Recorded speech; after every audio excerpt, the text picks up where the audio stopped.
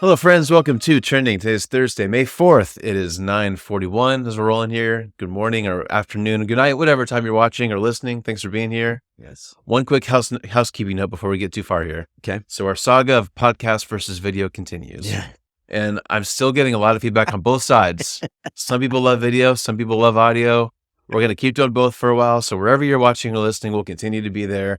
But one quick update for you. Yeah. We did launch a separate podcast last week. So if you've been listening to us as a podcast, we've been on the Ridgepoint sermon feed, and we'll actually be, I think we'll be there again today, but this might be the last week that we're there, just to keep things clear. So we're on the Ridgepoint Sermon Audio podcast, or if you want just Trending, you can search for Trending on Apple, Google, or Spotify. If you're on Stitcher or something, I think it'll be there eventually, but check wherever you listen to podcasts, you can look for Trending, and if you can't find it, maybe try Trending Ridgepoint, and as we hopefully get a few followers, it'll rise up. So anyway, Right. if you want video, we'll still be on Facebook and YouTube. If you want audio, we're on wherever you get your podcasts. We're there, either on the Ridgepoint Sermon Audio, or you can search for Trending. Yeah, and it sounds great. Like Yeah. it sounds like so fresh and so clean. Give it up for Outcast, man. Nice. It does. Like it's a great sounding podcast. You never know what you're gonna get. Yeah. But ladies and gentlemen, this man, Matt Ersman, he does not do like low quality stuff. Like it's all clean, man. Well, thank you. It's clean like a James Harden 3-point shot. Oh, it's nice. super clean. Very man. timely. Yes. Nice. I like it. Okay, so thank you to whoever you're watching and listening. And if you have, continue to let us know where you're watching and listening so we can kind of keep figuring this stuff out as we go. Thanks for your patience as we deal with all this. But grateful for you wherever you're watching or listening today. So, okay, ready to roll, Joe? Let's do it, man. So today is a big day in pop culture land. It is. We mentioned that today is May 4th. Oh, yes. And so I don't know when this started, a handful of years ago, people started saying, May the 4th be with you. And also with you. Star Wars Day. That's right. It's today. It kind of took over pop culture land a Yes. handful of years ago, and it's everywhere. Yeah. So I thought we could talk about Star Wars today. Yes. So are you a Star Wars guy? Are you up? So we do enjoy Star Wars. The kids and I watched all the movies. Mm-hmm. And then we started watching Mandalorian when it came out, season 1. For whatever reason, like we just never like followed through. Yeah. The Skillen household typically has like a sports, event on the TV. Mm-hmm. So when I get home from work, we're either playing sports outside, Yep. off to the hockey rink somewhere, Mm-hmm. or watching something on the telly that has to do with some sort of sporting event. There are times the kids will watch a movie, like Ezra's usually the one. Sorry, that was just my bag falling. It's all good. Usually Ezra's the one kind of like angling for a movie night. Okay. But it happened all the time. Like Mhm. I don't know, we got other stuff going on. But we did love the movies. Mhm. And I felt like maybe I introduced Ezra a little too soon to the Star Wars movies, but it was hard to watch them with Avery without Ezra. Yeah. Right. So we tore through all of them. We watched them in order Mm-hmm. from episode 1 through episode 9 with like Rogue One. Yeah. And the Han Solo movie in there. So we kind of watched them all when they rolled out too. Nice. I think we enjoy them though. Yeah. Now, I am not going to go to Comic-Con. Mhm. I don't know if there's any like Star Wars regalia Mm-hmm. in our house. I've never been like a trooper Mhm. type of a thing. Yeah. Like we haven't gone that far. Mm-hmm. I don't think that we will. Yeah. So what about you? Like, have you gotten into Star? I mean, I know that we all know that you're that big MCU guy. Yes. Like, you've got the PhD. Well, it's funny because I think if you're into a nerd thing, people just assume you're in all nerd things. Like I think people see me, they're like, oh, clearly this guy's a Star Wars guy. He's got to be, right? I've had several people say things like that to me, and I'm mostly a Marvel guy. I've seen all the movies and I really enjoy them. I haven't really gotten into the series. We'll maybe talk about that here in just a minute, but Right. they're really good. Like I like them and they're very good. I'm not like super hardcore. Right. Like some people are into it so much that they know, like any character that's appeared in a movie or a show, they know the backstory and they're just all in. Like something about Star Wars brings out the real fanatics. Right. Very few people are lukewarm about Star Wars. You're either Yeah. like love it or you just don't really care. Right. Right. So I'm kind of somewhere in the middle. Like I really enjoy it, but I'm not like a hardcore fan. Gotcha. So we could talk about all kinds of things about Star Wars, Joe. Right. Let me toss one thing at you and we'll see where the conversation goes. All right. Light the fuse. Light the fuse. Yes. Light the lightsaber. Oh, nice. There you go. I like it. So Star Wars started out 80s, right? Is that when the first one came out? Was I it think? late 70s? Maybe even late 70s. It's been a while. Mm-hmm. And then there's this resurgence when, episode 1, 2, and 3 were made, a long time ago. And then since then, this kind of new batch that was part of the Disney franchise. And then, of course, now they're on Disney Plus. Right. So there's all these shows. So what I wanted to talk about, this is true for both Star Wars and for Marvel, I think. Right. Once Disney started getting into the TV show streaming game, this franchise, this IP, intellectual property, just exploded, right? Right. All of a sudden, every year there's several new Marvel movies, at least 1 or 2 Star Wars movies. There's all these new series showing up on Disney Plus. And I mentioned to you this morning, Joe, like if you would have told me, in, let's say, I don't know, 2019 or something like that, before streaming just like really skyrocketed, if you would have told me there are new Star Wars and Marvel shows on Disney all the time, I would have assumed that I would have been the all-in nerd, because I would have thought I would have consumed all that. Right. But I really haven't. I think there's just too much out there. And like Mandalorian, I thought was fine. I actually didn't really love Mandalorian, which I know some people are probably shutting us off right now as we're going. So if you're Mandalorian, friends. I'm sorry. It's been nice. It's been nice knowing you. But I think it is one of these things where the volume is just so much. I think the quality has gone down. There's only a limited number of talented writers and designers and artists out there. Right. They're being stretched to constantly crank out this content. In my opinion, both Star Wars and Marvel have suffered because they feel this need to crank out content. Right. So I guess do you agree? Like, as the volume just expands, what are you noticing as far as the quality, and what does that mean to you as kind of a fan? Man, okay, there's a lot going on there. So I think that Star Wars has an appeal to people because like there are moral lessons baked into each story. Mm-hmm. There's no way like the average consumer can keep up with all the characters, like where they're from. Yeah, they can't rehearse all the lines. It's not like a Napoleon Dynamite where like you can rehearse all the one lines. and done. Yeah. Right, but people do sense like they're there and they're like they are being entertained. Mm-hmm. They're also being taught. I think it appeals to some because it seems like in the first several Star Wars movies, it was existing like in a kind of a parallel universe. Mm-hmm. So there wasn't a need to like have a quote unquote agenda. Like we're not trying to talk about American life through these stories. We're just talking about the human experience in general. Yeah. With strange creatures, with a different world, potential world-ending things happening. Yeah. And heroes that are working through their stuff. Mm-hmm. I think there is an audience out there that was craving that, right? So I think that's probably why it had play. Mm-hmm. The quality of those movies, it's not spectacular. Yeah. And sometimes I think like some of the parodies that were made, like Spaceballs, just made Star Wars all the more popular. Yeah. Like people are like, if you're willing to be made fun of, like I'm here for like what you have to offer as well. Mm-hmm. So I think that is why there was like this initial interest in it because people felt like they could be shaped, but they didn't have to like be on guard for like maybe something that would be just outside their boundaries of, I don't know, wants and desires for someone trying to tell them what to do, right? Yeah. This is kind of similar like maybe in the Top Gun reboot. What you heard a lot from folks who have that type of worldview or craving is like they were entertained without an agenda. Now, I think maybe they just didn't look hard enough. And I think I kind of reject the premise that we can be quote entertained without being shaped. We don't step in the same river twice ever. Like we're always being shaped. And so I kind of resist, folks who say that was the movie, right? Yeah. But I think Star Wars definitely appealed to that.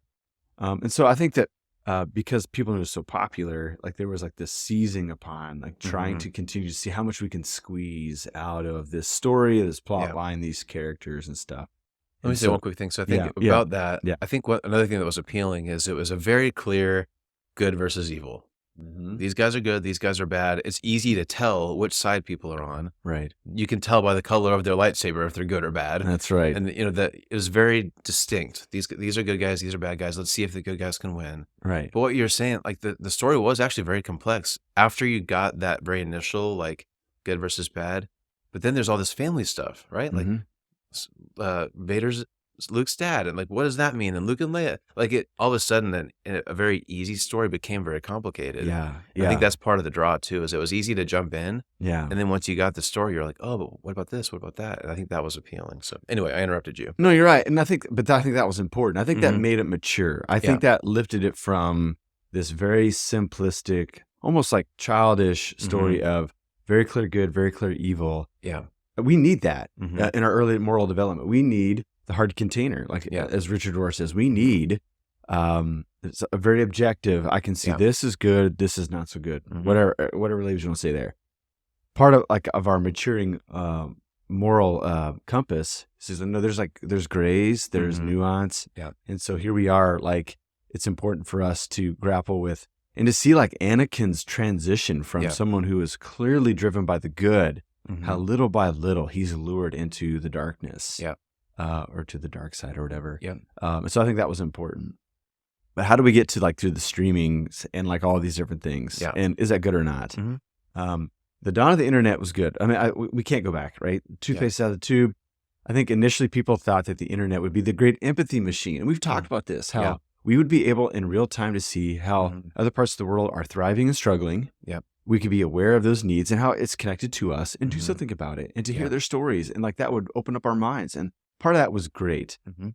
I think we were naive to think that they would only trend towards that, right? Yeah, right. Because the internet also afforded like just massive hordes of hate to be unleashed upon the world. And in real time, people could dogpile and dunk on people and ruin people's lives in a moment, right? Because of the capacity, the streaming capability and so on and so forth. All of a sudden, and this is a great new book has come out. I apologize, I don't have the author's name, but I could try to retrieve it here. But it talks about how like when the internet came, we started to look at groups of people as traffic. And how companies knew that if they could twist a couple of knobs, I'm thinking about Facebook here in particular, they could drive more traffic to their platform. And that tended to be divisiveness, outrage, and so on and so forth. And so I think that streaming services like Netflix and Disney Plus, they rise and fall on traffic. Right. Okay. And how do you keep the traffic up to where you can continue to get subscription fees, keep your subscribers, and the different marketing that comes along with that? Is you take things that are popular and you continue to try to nourish people with who want to see more from this story. So we as disciples, we have to, so we can try to make a faith angle out of this thing.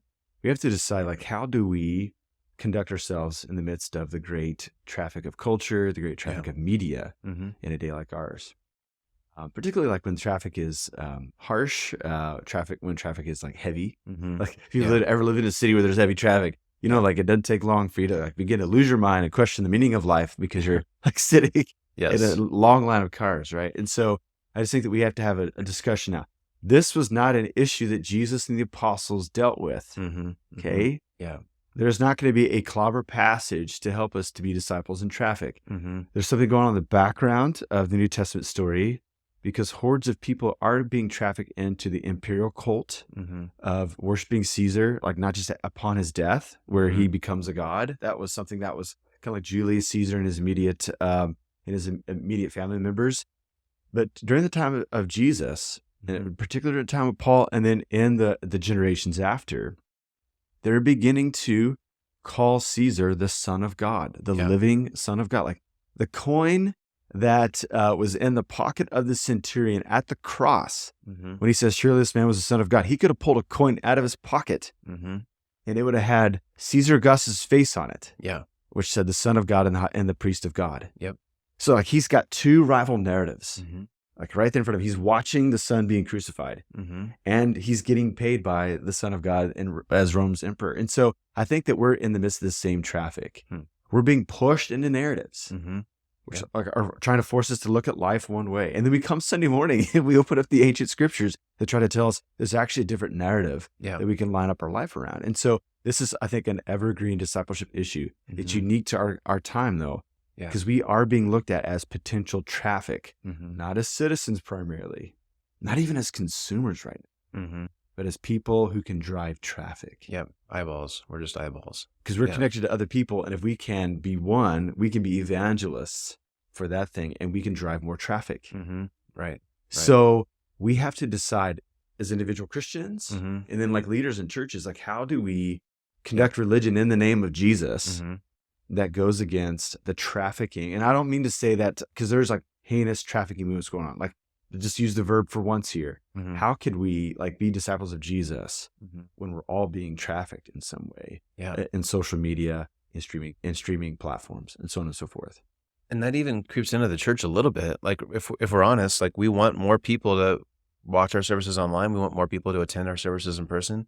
So if we're not careful, we can fall into that trap too, right? We just want more traffic to come to our building. Yep. And if we're not careful, you need to still elevate the individual, right? So that's a Yes. tricky thing. Even in our world, in church world, we want more people to come here, but we never want to give up caring for the individual, right? Yeah. Like that's an Yeah. important part of this too. And the evergreen issue is whenever something pervasive is like this and the church deems it as harmful, there's a couple different like native responses. Response number one is to retreat into oblivion. Like, Yeah. let's get away from it. Mhm. Let's cut off all the streaming services, cut off the internet, cut off social media.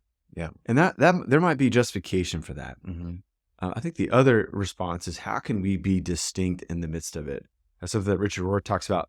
Why John the Baptist is so clever. I don't know if we realize how powerful of a ministry John the Baptist had. Okay. So you've got Josephus writing Jewish history during the time of, around the time of John the Baptist. Mm-hmm. Josephus probably barely mentions Jesus of Nazareth. Mhm. And there's actually some scholarly work out there that's saying that could even been like a revisionist a view of Josephus. Like that could have been added in by Christian audiences later, like some of the Josephus's writings. What we do know is native to Josephus is he mentions John the Baptist. Yeah. And like John the Baptist maybe only had a ministry for 6 months to a year. The timeline's kind of fuzzy. We're not quite sure in the Gospels. But something that Richard Rohr said about John the Baptist, that he was the outside of the inside. Mm-hmm. So he didn't remove himself. Yeah. And he wasn't compromised, Mm-hmm. but he found that delicate balance of being the outside of the inside of Jewish life, particularly of the religious discourse. Yeah. That might be like a working metaphor for us as a church today. How can we be both outside and inside to where we can have a great effect? Yeah. Actually, we read a great article that the Brownlees, some of the Trending Faithful, share with us. Tish Warren wrote an op-ed for the New York Times. She's an Anglican priest, a thoughtful person, but she's equating Ted Lasso in the way that Ted Lasso, conducts himself as this category of the holy fool that we see in some church history literature. Yeah. Someone who is among the people, but who's distinct from the people. Yeah. And to the point where it's beginning me to think like, okay, like this might be a model for a metaphor and model for discipleship. Because I think sometimes like we get so committed to the quote unquote weight of Jesus that we're not so like, we're so heavenly minded. We're not no earthly good. Yeah. Right. That's not a good response. So how can we be heavenly minded, but also like be there and plugged in for like the common good around us? Yeah. And so there's like been this category called the Eurodivi, which is the holy fool. It comes out of more Eastern Orthodox. In fact, like Dostoevsky in some of his writings, actually he actually writes in a character who's the holy fool. It's on my summer reading list. The Idiot is one of his books. That's one of his classic books. But there's a character that conducts himself in this way who's distinct, but he's so influential in the world around him. And so I just think that it's kind of stoked my imagination of how we can be Christ-like in a world that's constantly being mobilized to just be one of the pieces of the traffic out there. And so anyways, those are some of my thoughts, like some of the kind of thoughts that I kind of wake up and look about how our issue and our situation today. Yeah. So anyways, that's good. I'm trying to think, who's the holy fool of Star Wars? Chewbacca? Jar Jar Binks? So R2-D2? No, it's not. Okay, so there's actually a very funny video out there that my brother Steve turned us on to, that Jar Jar Binks is actually the true Sith Lord. And we'll post it in. Post it because it is the. It like kind of like viewer beware. Like I'm not sure if there's language involved, but it was like a hilarious dissecting of Jar Jar Binks' role in the first 3 movies of the Star Wars franchise. So I don't know, the holy fool. We don't need to go there necessarily. I think it'd probably be like the most productive Jedi Masters. So Obi-Wan, of course, Yoda, either Baby Yoda or the adult version. Is it adult? Whatever Yoda's mature version is. Right. But those who are distinct, very informative and wise. Yeah. but they don't get swept away with the stream of what's going on. Yeah. So that's good. We got to start wrapping up here, but I want to kind of leave with something that we can maybe think about or practice. Yeah. So with the whole idea of traffic, maybe being the holy fool, kind of the outside, the inside, what's someone watching today?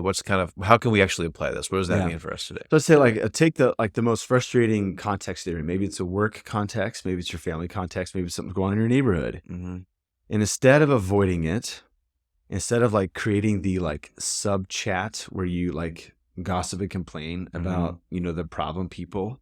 Yeah. Think to yourself, how can I make this workplace, this community more good, beautiful, or true? Okay. Yeah. And that might be you bring in donuts that, kind of helps lighten the mood on, Thursday mornings. Or you're the one who in a non-nauseating way, when the conversation is plunging into complaint stuff, you actually offer a more optimistic perspective, right? Yeah. So whatever, the stream is going this way, you choose to kind of go the opposite direction. And I guarantee it'll be a breath of fresh air. Yeah. And who knows, you might actually gain people towards your perspective. And who knows, bit over the next thing, the joint gets better. Yeah. Because people decide to go higher and not to go low. Yep. Right. Yep. And so I would just say that, start there. That's really the goal of a lot of Christianity is this countercultural, wide is the gate, narrow is the road. That whole thing is what we're trying to do every day, right? It's being kind of a countercultural to what's popular in the mainstream. Okay. Wow. We covered a lot of ground, as always. We did. Well, hey. Not very many people can weave Yoda and Richard Rohr together, but you can, Joe Skillen. And good job. But no one can do the sweet tech. Oh, well. Like a James Harden J. Matters. Okay, well, if you are a Star Wars fan, I looked it up. There are currently 4 shows in production right now. Wow. There's going to be a steady stream of Star Wars for a long time. Guardians of the Galaxy comes out this weekend. If you're a Marvel person, no shortage of content, but let's be a holy fool in the midst of the stormtroopers. Yeah. Right? Yeah. That's right. That's right. Awesome. All right, well, thanks again for you watching, listening, wherever you are. Always grateful for you tuning in. Have a great week. Hope to see you Sunday. If you're around Wichita, we'd love to have you at Ridgepoint. If not, have a great week, and we'll see you next time. Yeah, see you next time.